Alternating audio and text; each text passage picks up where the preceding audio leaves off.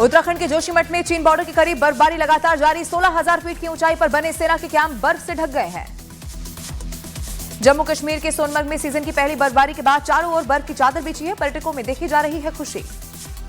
जम्मू कश्मीर के किश्तवाड़ में समय से पहले हुई बर्फबारी से इलाके में सर्दी ने दस्तक दे दी है। मचैल घाटी में जमी बर्फ की मोटी परत। मनाली के ऊपरी इलाकों में बर्फबारी का दौर लगातार जारी। रोहतांग पास और अटल टनल में बिछी बर्फ की सफेद चादर। केदारनाथ धाम में हुई सीजन की पहली बर्फबारी। मौसम विभाग ने कहा कुछ दिनों में तेज होगी केदारनाथ में बर्फबारी। उत्तराखंड के चमोली में बद्रीनाथ धाम और हेमकुंड साहिब में लगातार हो रही बर्फबारी।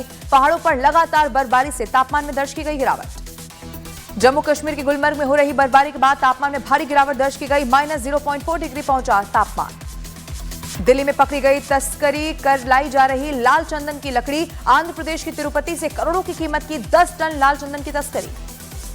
व्यापारी की हत्या के बाद डीडवाना के कुचामन थाने के बाहर गुस्साए लोगों ने घेराव कर दिया है। आरोपी गैंगस्टर रोहित गुदारा के एनकाउंटर की व्यापारियों ने की मांग। राजस्थान के डीडवाना में बिजनेसमैन रमेश चरुलानिया की जिम में गोली मारकर हत्या। गैंगस्टर रोहित गुदारा ने व्यापारी को रंगदारी के लिए धमकी दी थी। महाराष्ट्र के चंद्रपुर में चलते ट्रैक्टर से गिरा एक युवक। ट्रॉली के पहिए के नीचे आने के बाद भी जान बच गई, वीडियो वायरल।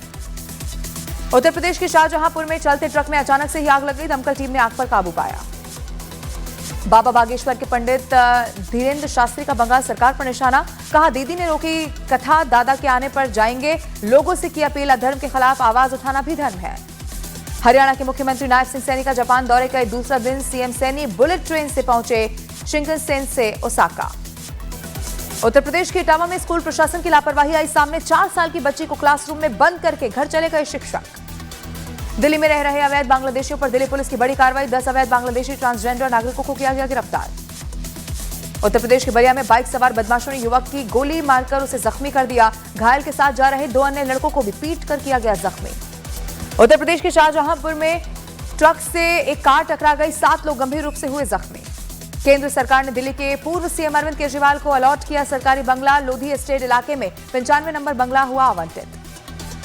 बिहार चुनाव को लेकर महागठबंधन के दलों ने अपने सिटिंग विधायक को क्षेत्र में प्रचार के दिए हैं निर्देश। मुकेश सहनी के कारण सीटों के बंटवारे पर नहीं बन रही है बात। पाकिस्तान के क्वेटा में जाफर एक्सप्रेस पर एक बार फिर से हुआ हमला। हमले में 6 लोग हुए जख्मी। बलूच रिपब्लिकन गार्ड्स ने इस हमले की जिम्मेदारी ली।